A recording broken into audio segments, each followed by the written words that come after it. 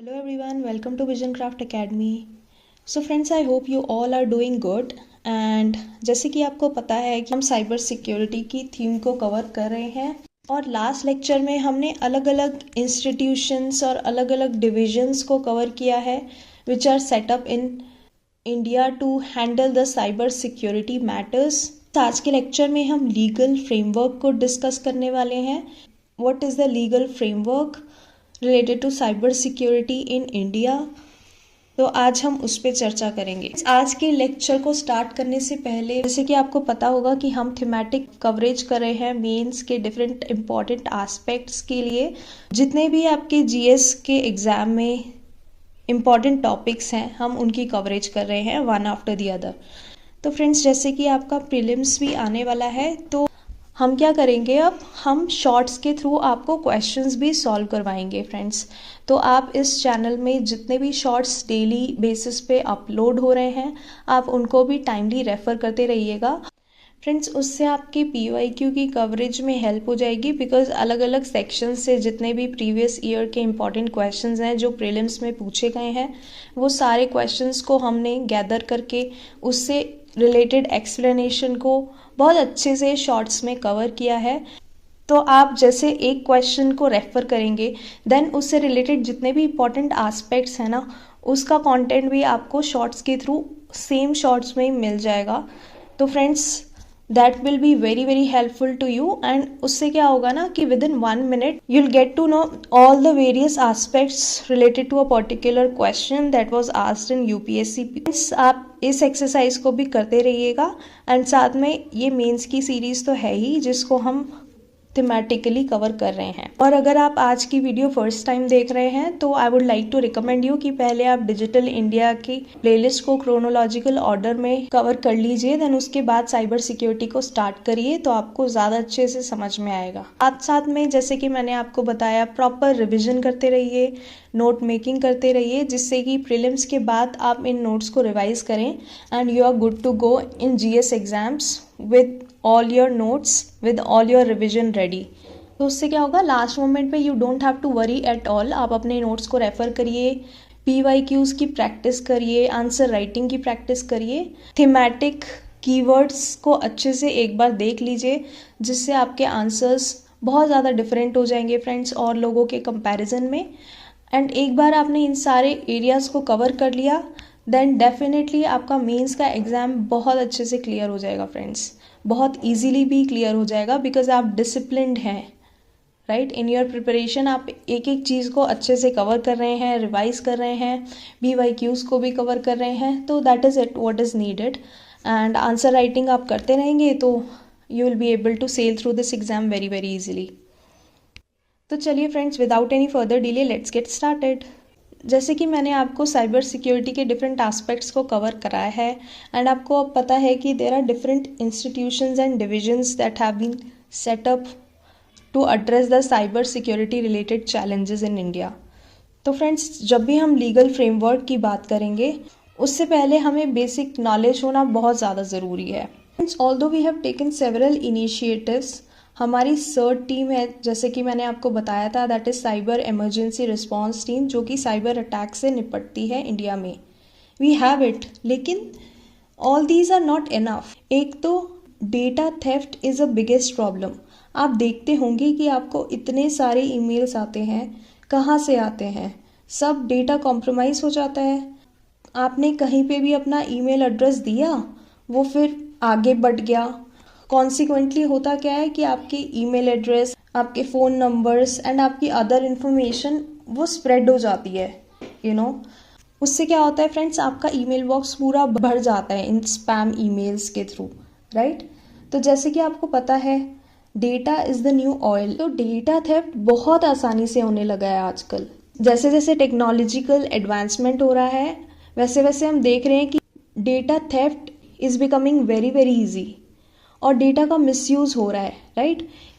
इसको आम तौर पर बहुत ज़्यादा लाइटली लिया जाता है बट इसको लाइटली बिल्कुल नहीं लेना चाहिए. आपके डेटा का अलग अलग जगह स्टोर होना is not at all a good practice. इसके बहुत भयानक कॉन्सिक्वेंसेस हो सकते हैं फ्रेंड्स। इसका बहुत ज़्यादा मिसयूज़ हो सकता है, आपको पता भी नहीं चलेगा and it can harm your reputation. तो data should not be taken lightly at all. अब देखिए कई जगह तो आपको डेटा देना ही देना पड़ता है, you don't have any choice. जैसे अगर हम 2017 की बात करें तो जोमेटो में डेटा थेफ्ट की प्रॉब्लम आई थी।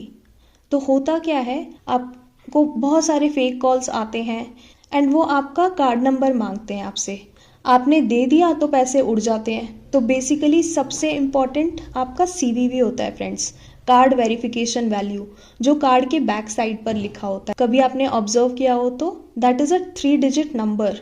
वो किसी को भी कभी भी मत दीजिए फ्रेंड्स। कार्ड की डिटेल्स तो कभी भी किसी को रिवील मत करिए, not even to the bank professionals. Bank वाला भी आपसे पूछे तो कभी भी मत बताइए। तो अपने कार्ड की डिटेल्स कभी भी किसी को रिवील मत करिए फ्रेंड्स। तो फ्रेंड्स देखिए कुछ कुछ चीज़ों का ना हमें बहुत ज़्यादा ध्यान रखना पड़ेगा, बिकॉज आजकल हम डिजिटल युग में रह रहे हैं। तो जैसे एक तो कार्ड नंबर मत बताइए, जैसे कि मैंने आपको बताया। दूसरा, अनवांटेड लिंक्स पे कभी क्लिक मत करिए, राइट। अनवांटेड ईमेल्स को कभी भी चेक मत करिए। देन ऑनलाइन ऐप्स पर जैसे Zomato, Myntra, Flipkart etcetera and so on, कभी भी कार्ड की डिटेल्स ना सेव मत करिए। वैसे तो ये वेबसाइट सेव होती हैं, बट यू नेवर नो कि कब क्या हो जाए। जब भी आप ऑनलाइन ट्रांजैक्शंस कर रहे हैं दोबारा एंटर कर लीजिए, थोड़ा टाइम ही तो ज़्यादा लगेगा। मुश्किल से 1 मिनट लगता है फ्रेंड्स अपनी कार्ड की डिटेल्स को एंटर करने में whenever you are doing online transactions. लेकिन इससे क्या होगा, आपकी कार्ड की इंफॉर्मेशन वहाँ पर स्टोर नहीं होगी, राइट। तो आपकी जो कार्ड की इंफॉर्मेशन है वो आपके पास रहेगी। इससे क्या होगा, कभी भी जैसे डेटा थेफ्ट से रिलेटेड कोई भी इशू होता है किसी भी सर्वर पे, जैसे जोमेटो पे हुआ, वो किसी भी वेबसाइट पे या किसी भी कंपनी के डेटाबेस पे हो सकता है, राइट। तो उस केस में क्या होगा, उनके पास आपकी कार्ड की डिटेल्स स्टोर नहीं है, तो you don't have to worry at all, right. इसके अलावा जितने भी अननोन लिंक्स होते हैं उन पे कभी क्लिक मत करिए। कॉल्स को तो बिल्कुल ब्लॉक कर दीजिए, no need to answer at all. And complain कर दीजिए फ्रेंड्स साइबर सेल में अगर आपके पास कोई इस टाइप की कॉल आती है। देखिए आपको पता होगा कि BN श्री कृष्णा कमेटी 2018 में जो आई थी, दे ऑल्सो सेड, उन्होंने भी बोला था कि राइट टू बी फॉरगॉटन होना चाहिए। मतलब कि इंडिविजुअल तुरंत अपने डेटा को डिलीट कर दे जब उसका काम हो चुका है। तो ये बहुत ज़्यादा इंपॉर्टेंट है फ्रेंड्स, ये कुछ इंपॉर्टेंट स्टेप्स हैं आज के ज़माने में, बिकॉज हम डिजिटल वर्ल्ड में जी रहे हैं। ये सारे स्टेप्स लेना बहुत ही ज़्यादा ज़रूरी है। जैसे फ्रेंड्स आपको पता होगा कि 2017 में WannaCry रैंसमवेयर आया था, है ना। तो मैंने आपको बताया रैंसमवेयर क्या होता है। अगर फ्रेंड्स आपने इंपॉर्टेंट टर्म्स वाली वीडियो रेफर नहीं करी है तो प्लीज़ जाके रेफर कर लीजिए। उसमें मैंने आपको डिटेल में बताया है कि डिफरेंट डिफरेंट टर्मिनोलॉजीज़ क्या होती हैं, वायरस क्या होता है, ट्रोजन हॉर्सेस क्या होते हैं, रैंसमवेयर क्या होता है, right, etcetera and so on. उस वीडियो को ज़रूर रेफर कर लीजिएगा, because you will get a deep understanding of what these different different terminologies mean and ये एक दूसरे से कैसे अलग है। How virus is different than trojan horse, how ransomware is different than virus, how worm is different than virus, right. So all these are very well explained और मैंने आपको बहुत ज़्यादा डिटेल में समझाया है फ्रेंड्स। अगर आपने वो वाली वीडियो नहीं रेफर की है तो प्लीज़ रेफर कर लीजिए। फ्रेंड्स सबसे पहले तो ना हमें साइबर सिक्योरिटी फ्रेमवर्क की बहुत ज़्यादा ज़रूरत है। We are a digital economy and our economy is mostly based on internet today. Everything is happening through networking friends. सरकार के सारे departments mostly are based on networking. सब कुछ इंटरनेट पर बेस्ड है friends. Every single thing in our digital economy is based on internet, is based on networking. Friends जहाँ पर भी इंटरनेट आएगा ना वहाँ पर साइबर अटैक्स का रिस्क होगा ही होगा। उसके बाद डिफरेंट डिफरेंट टेक्नोलॉजीज़ की जब बात होती है, लाइक अब आर्टिफिशियल इंटेलिजेंस आ गया। तो फ्रेंड्स जब हमने साइबर थ्रेट इवोल्यूशन की बात की थी साइबर सिक्योरिटी ओवरव्यू में, जो हमने फर्स्ट वीडियो में बात की थी, तो उसमें मैंने आपको बताया था कि now the threats are actually advancing, right, because they are integrated with artificial intelligence. तो फ्रेंड्स जैसे जैसे अब आर्टिफिशियल इंटेलिजेंस आ गया है, राइट, ब्लॉकचेन आ गया है, मशीन लर्निंग है, देन डेटा एनालिटिक्स है, क्लाउड कंप्यूटिंग है, इंटरनेट ऑफ थिंग्स है, डिजिटल इंडिया पढ़ाते समय मैंने डिटेल में बताया था कि all these are complex advance technologies. ये जितनी एडवांस टेक्नोलॉजीज़ हैं उतना ज़्यादा इनमें रिस्क इन्वॉल्व है फ्रेंड्स। तो data security is an issue, right. All these technologies are part of industrial revolution 4, क्योंकि ये डिजिटल युग है। अब अक्सर क्या होता है कि जो कंपनीज हैं हम उनको अपना डेटा दे देते हैं, बिकॉज कहीं कहीं डेटा प्रोवाइड करना हमारी मजबूरी होती है, राइट। तो अब हम उनको डेटा दे देते हैं और कंपनीज क्या करती हैं, कंपनीज उस डेटा को अपने सर्वर पर स्टोर कर लेती हैं। और कई बार ये मुद्दा उठा भी है फ्रेंड्स पास में कि जितने भी सर्वर्स हैं जहाँ पे ये डेटा स्टोर किया जाता है वो इंडियन सर्वर्स पर स्टोर किया जाए। अगर ये घर में ही स्टोर होगा, हमारी कंट्री में ही स्टोर होगा, तो लोगों को ज़्यादा भरोसा होगा, लेकिन ऐसा होता नहीं है। This is also a problem. लेकिन ऑल इन ऑल कहीं भी स्टोर हो, अगर आपका डेटा कॉम्प्रोमाइज़ हो रहा है और अगर वो रिस्क पे है तो फिर फ़र्क क्या पड़ा।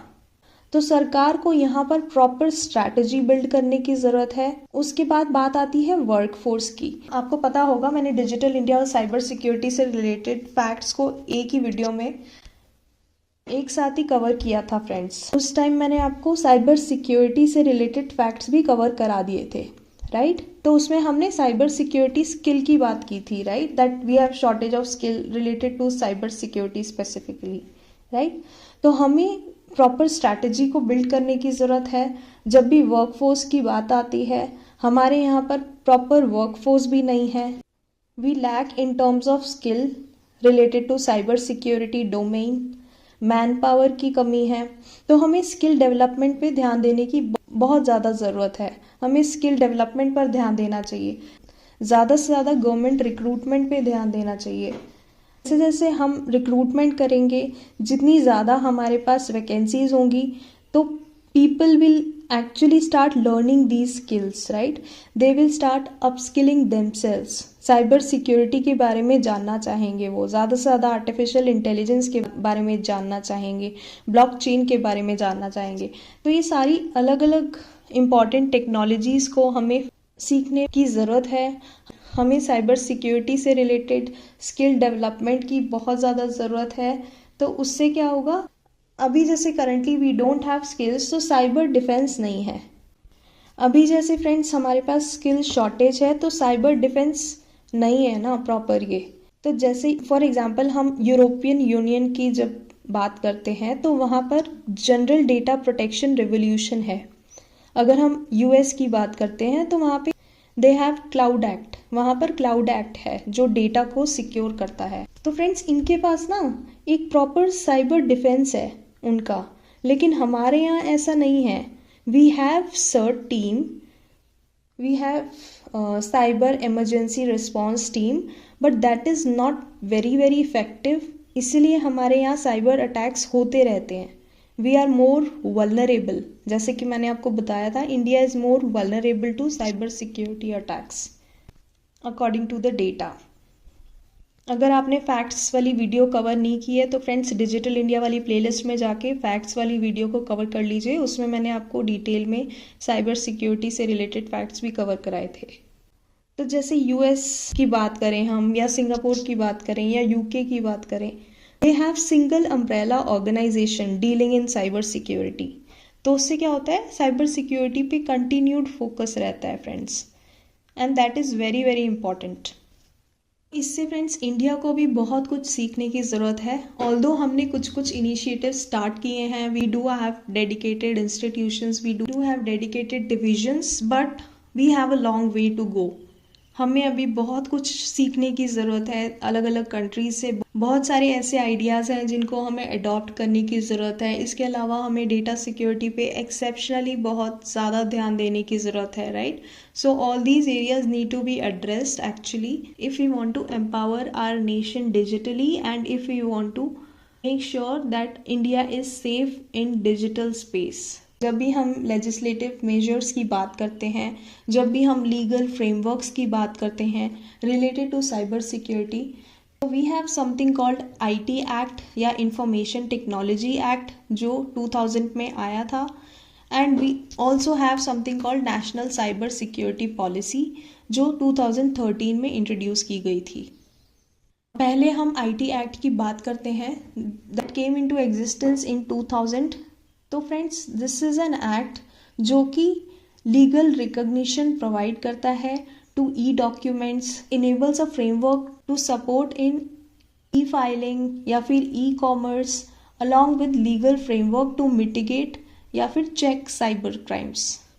इस एक्ट का सेक्शन 43 डेटा प्रोटेक्शन पर फोकस करता है, सेक्शन 66 हैकिंग पे फोकस करता है, सेक्शन 69 साइबर टेररिज्म पे फोकस करता है। तो इस एक्ट को लाने का क्या मकसद था? What were the key objectives of IT act 2000 friends? तो पहला तो है कि ये वाला एक्ट ना it provides a legal recognition to electronic records and digital signatures. तो इस एक्ट का एम था हम लीगल वैलिडिटी पे फोकस करें, एनफोर्सेबिलिटी पे फोकस करें, सारे इलेक्ट्रॉनिक्स रिकॉर्ड्स से रिलेटेड और डिजिटल सिग्नेचर्स से related, right, with respect to physical documents and hand written signatures. तो इससे क्या होगा? इससे हमारा ई गवर्नेंस इनेबल होगा, इससे हमारा ई कॉमर्स इनेबल होगा।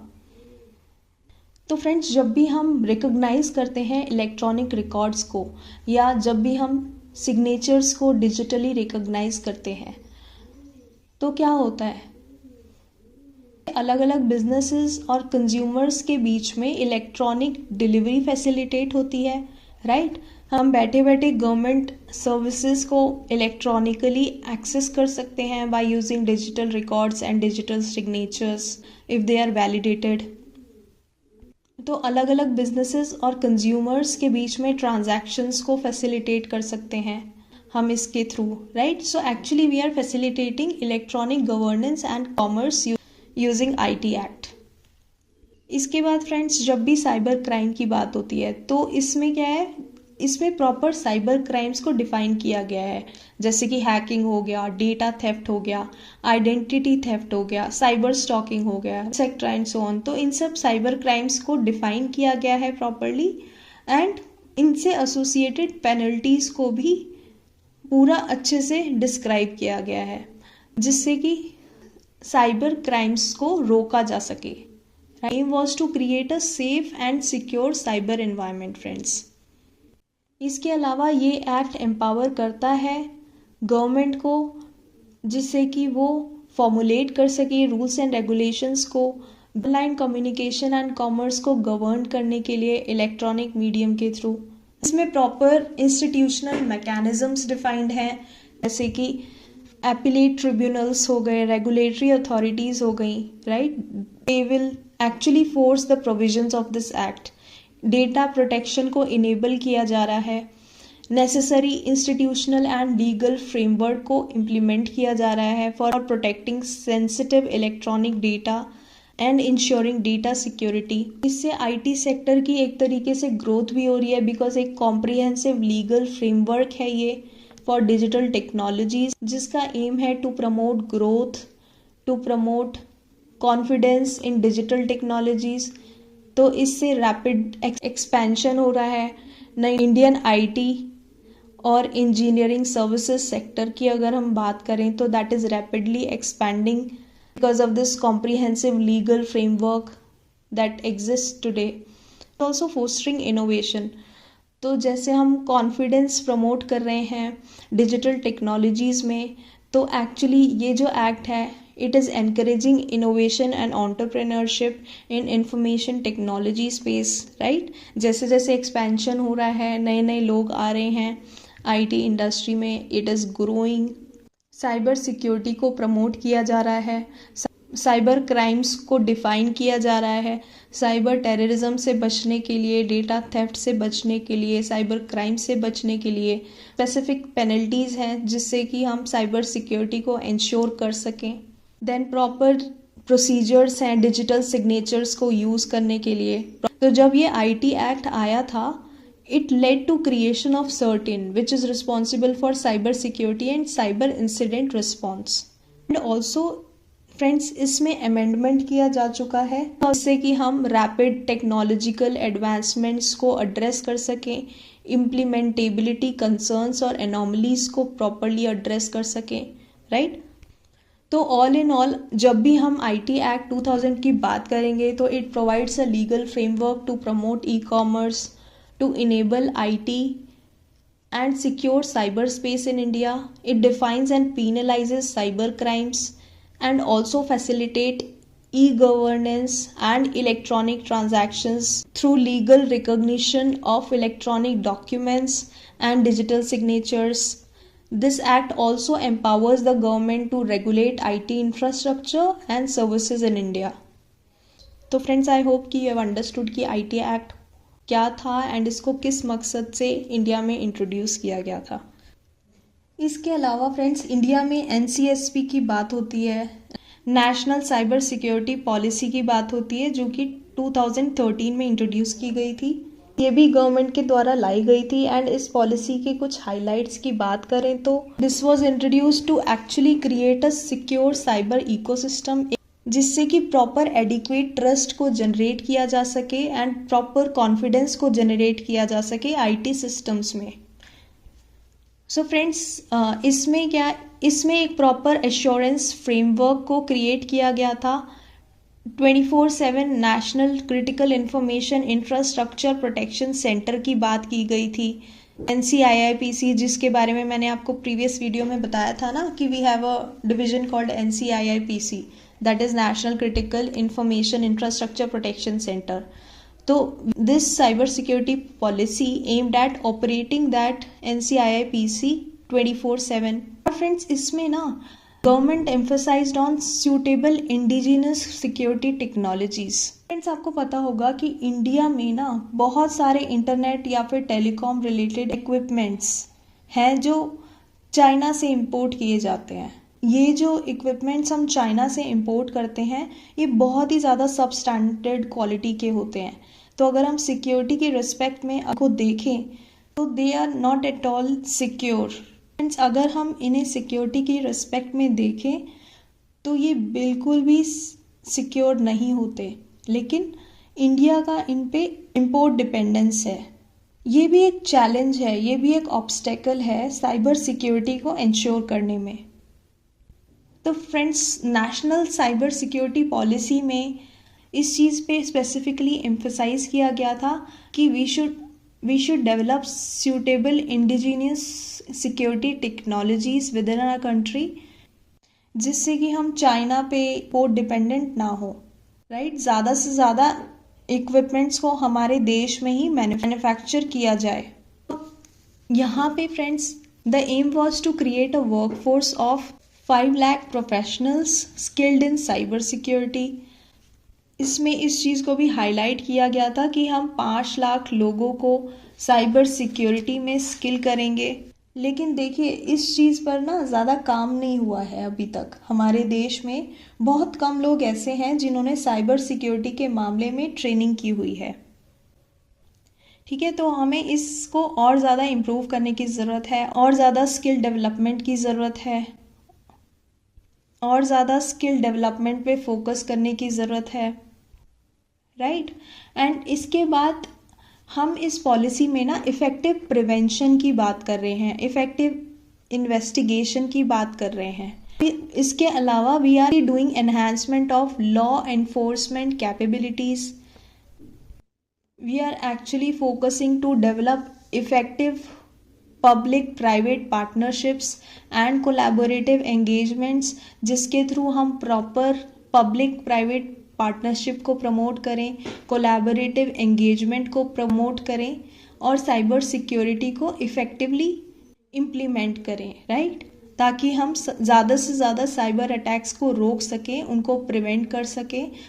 लेट्स से अगर कोई साइबर अटैक हो भी गया है तो हम उसको प्रॉपरली इन्वेस्टिगेट कर सकें, उससे रिलेटेड प्रॉपर लॉ एनफोर्समेंट किया जा सके और ग्लोबल कॉपरेशन पर भी ध्यान दे सके।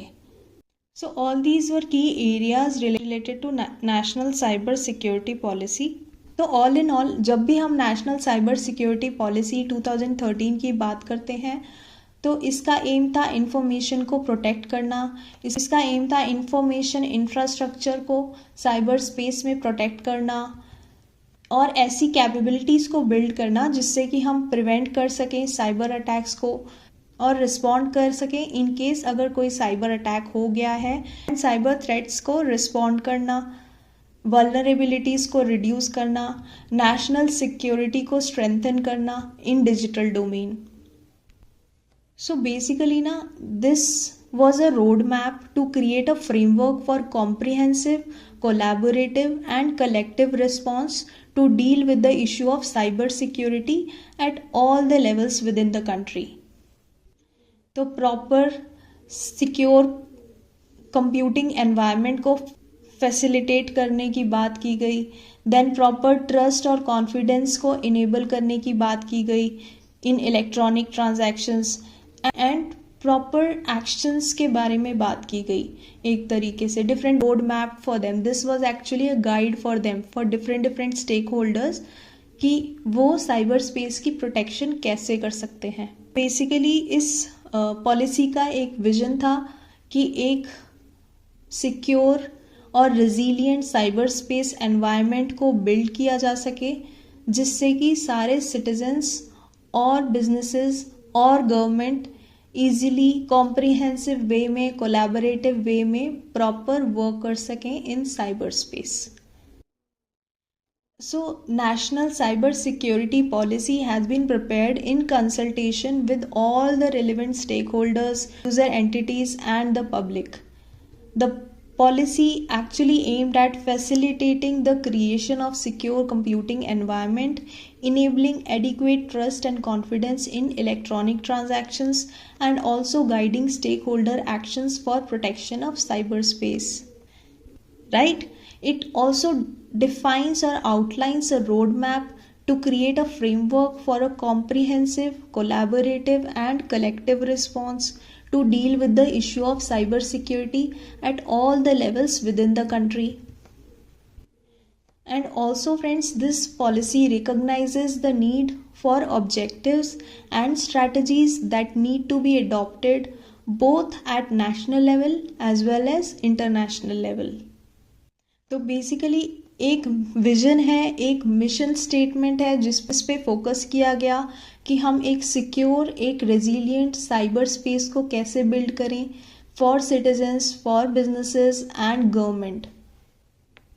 इसके अलावा गोल्स को इनेबल किया गया जिनका एम था to reduce national vulnerability to cyber attacks, to prevent cyber attacks and cyber crimes और minimise the response and recovery time and effective cyber crime investigation. Focused actions की बात की गई अलग अलग लेवल्स ऑफ द गवर्नमेंट पे, public private partnership arrangements की बात की गई, cyber security related technology actions की बात करी गई, protection of critical information infrastructure की बात करी गई, national alerts and advice mechanism की बात करी गई, अवेयरनेस की बात करी गई, कैपेसिटी बिल्डिंग की बात करी गई, इंफॉर्मेशन शेयरिंग को प्रमोट करने की बात करी गई। राइट? अलग अलग स्टेक होल्डर्स के बीच में कोऑपरेशन एंड कोऑर्डिनेशन को एनहांस करने की बात की गई। जैसे टेक्नोलॉजिकल एडवांसमेंट हो रहा है उस तरीके से we are actually trying to facilitate monitoring of key trends at national level such as trends in cyber security compliance, या फिर साइबर अटैक्स ले लीजिए, या फिर साइबर क्राइम ले लीजिए, या फिर साइबर इंफ्रास्ट्रक्चर की ग्रोथ ले लीजिए। तो इन सब एरियाज में we are actually facilitating the monitoring of key trends. एक प्रॉपर 24/7 मैकेनिज्म को इस्टेब्लिश किया गया जिससे कि हम साइबर थ्रेट से इफेक्टिवली डील कर सकें थ्रू NCIIPC। सर्ट इन की बात की गई, right, which was actually a nodal agency, जिसको एक नोडल एजेंसी की तरह डेसिग्नेट किया गया for coordinating the crisis management efforts. तो CERT In actually acted as an umbrella organization for coordination actions and operationalization of sectoral certs. Right? Really friends, all in all ये policy में emphasize किया गया कि coordination कितना ज़्यादा important है among various stakeholders including government agencies या private sector organizations, academia, to effectively address cybersecurity challenges. It also highlighted the importance of capacity building in terms of cybersecurity skills, knowledge and expertise. And इसी policy में it called for the establishment of NCIIPC and handle and respond to cyber security incidents and threats in India. So all in all, it emphasized on importance of public awareness and education about cyber security. तो friends, I hope आपको समझ में आ गया होगा कि information technology act 2000 किस मकसद से इंट्रोड्यूस किया गया था। आई होप आपको समझ में आ गया होगा कि इंफॉर्मेशन टेक्नोलॉजी एक्ट 2000 क्या था, उसको लाने के बिहाइंड गवर्नमेंट का क्या मोटिव था। देन आपको नेशनल साइबर सिक्योरिटी पॉलिसी जो कि 2013 में लाई गई थी, उसके बारे में भी क्लैरिटी मिल गई होगी अच्छे से कि एक्चुअली इस पॉलिसी को क्यों इंट्रोड्यूस किया गया था, राइट। आप ध्यान रखिएगा, जितनी इन्फॉर्मेशन मैंने आपको प्रोवाइड करी है उससे ज़्यादा डिटेल में जाने की ज़रूरत नहीं है। जितनी मेंस पर्सपेक्टिव से रिलेवेंट है वो सारी चीज़ें मैंने आपको बता दी हैं। आई होप कि आपने इसके नोट्स भी बना लिए होंगे फ्रेंड्स। इस लेक्चर के साथ साथ नोट मेकिंग करते रहिएगा एंड साथ साथ में रिविजन भी करते रहिएगा, because these two things are very very important. whatever I'm covering, that is more than enough for that particular theme related to GS, and आप इसको actually एग्ज़ाम में रिप्रोड्यूस कर पाएंगे, राइट। अब आमतौर पे क्या होता है, आमतौर पे जो स्टूडेंट्स होते हैं ना वो बहुत सारे सोर्सेज को रेफ़र कर लेते हैं एंड दे गेट कन्फ्यूज। जब एग्ज़ाम होता है तो that information is not reproducible, right. आप उसको एग्जाम में एज इट इज़ यूज़ नहीं कर पाते because there are so many things related to a particular topic and you don't know कि किस पॉइंट पे कितना एम्फेसाइज करना है। तो फ्रेंड्स, इसीलिए जो मैं आपको कवर करा रही हूँ उसको साथ के साथ उतना ही कवर करते रहिए। इम्पॉर्टेंट ये है कि हमारी सारी डायमेंशंस आंसर राइटिंग के टाइम पे कवर हों, एग्जामिनेशन हॉल में within defined word limit cover हों। That is very very important friends. We should actually cover 1 or 2 points related to each and every different area that we are discussing about, rather than explaining one topic in one question, right?